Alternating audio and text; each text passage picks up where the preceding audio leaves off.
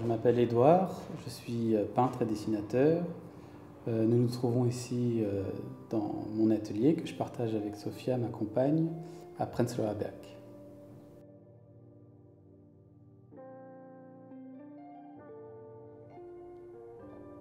Ma pratique est essentiellement le dessin et la peinture, donc je travaille sur du papier, à l'aquarelle, à la gouache, avec de l'encre, et puis aussi sur toile, que ce soit de la tempéra à l'œuf ou d'autres techniques.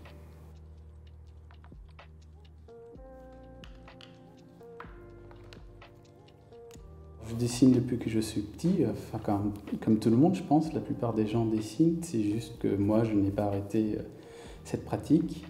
Et je trouve que le dessin est un moyen très simple pour s'exprimer, qui n'a pas besoin d'énormément de matériel finalement. Et je dessine dans l'atelier, mais je dessine aussi dehors, dans mes carnets d'esquisses. Et les feutres que vous voyez devant moi sont vraiment un matériel très simple à apporter avec soi pour pouvoir coucher ses idées sur papier.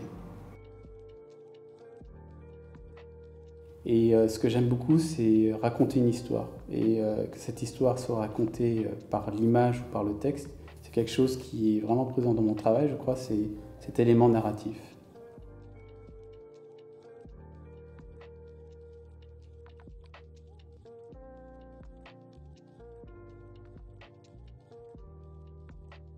Alors les sources d'inspiration, c'est très divers. Je pense que c'est la vie quotidienne. C'est les voyages aussi, ce qui fait que c'était intéressant ces derniers temps parce que comme on a été privé pas mal de pouvoir bouger, il a fallu peut-être chercher d'autres sources d'inspiration. Mais je dirais que c'est plutôt la vie quotidienne, la vie de couple, les amis, les relations, ce genre de choses.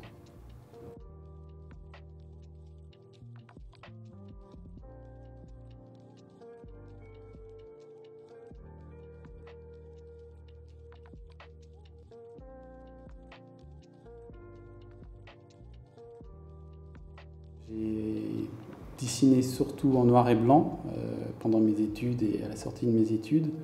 Et puis le monde de la couleur était peut-être un peu effrayant pour moi et depuis plusieurs années maintenant, je me suis confronté à la couleur et j'aime bien peindre en couleur et colorier aussi mes dessins. Donc de ce point de vue-là, j'ai pas mal évolué.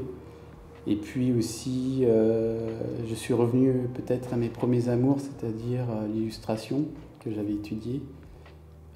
En ayant maintenant un pied dans le monde art appliqué et un pied dans le monde des beaux-arts.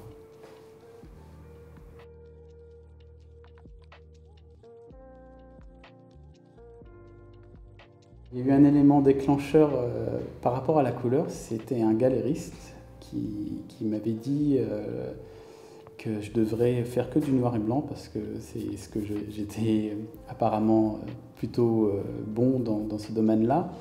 Et lorsqu'il m'a dit que je n'étais peut-être pas capable de faire de la couleur, je me suis dit peut-être c'est quelque chose que j'ai pris comme un défi d'une certaine manière. Et donc ça m'a fait poser des questions et je me suis dit en fait je vais travailler avec la couleur et voir ce que ça donne.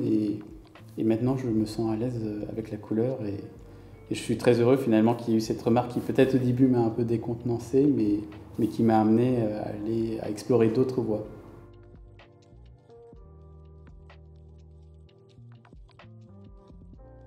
Ce que j'aime bien, c'est travailler avec d'autres personnes. Par exemple, avec ma compagne Sophia, nous avons commencé un duo d'artistes. Et elle apporte des problématiques auxquelles je n'aurais pas pensé, peut-être qui sont plus politiques. Et de ce point de vue-là, c'est bien. Je trouve que les idées, la confrontation d'idées amène forcément à des travaux plus engagés, peut-être. Je pense qu'en tant qu'artiste, ce qui est très important, c'est peut-être pas d'avoir tous les œufs dans le même panier, c'est d'essayer de diversifier ses sources de revenus d'une certaine manière. Et donc, par exemple, moi, ce qui m'a beaucoup aidé aussi, c'est de travailler dans des projets d'art qui sont plus des projets de design et d'art appliqué. Et notamment, je travaille avec Hermès ou ce genre de marques qui sont plus des vêtements. Parce que, en plus, Ça me correspond beaucoup dans mon travail, ça m'inspire énormément et ça me permet aussi d'avoir d'autres revenus.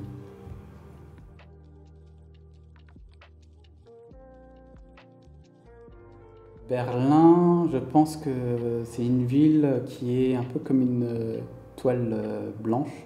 Quand on est devant cette toile blanche, on est soit on ne sait pas quoi faire, on est un peu perdu, ou devant cette toile blanche, il y a l'autre option, c'est de la remplir. Et je trouve que Berlin, ça fonctionne un peu comme ça. C'est une ville où on est très libre de faire ce que l'on veut.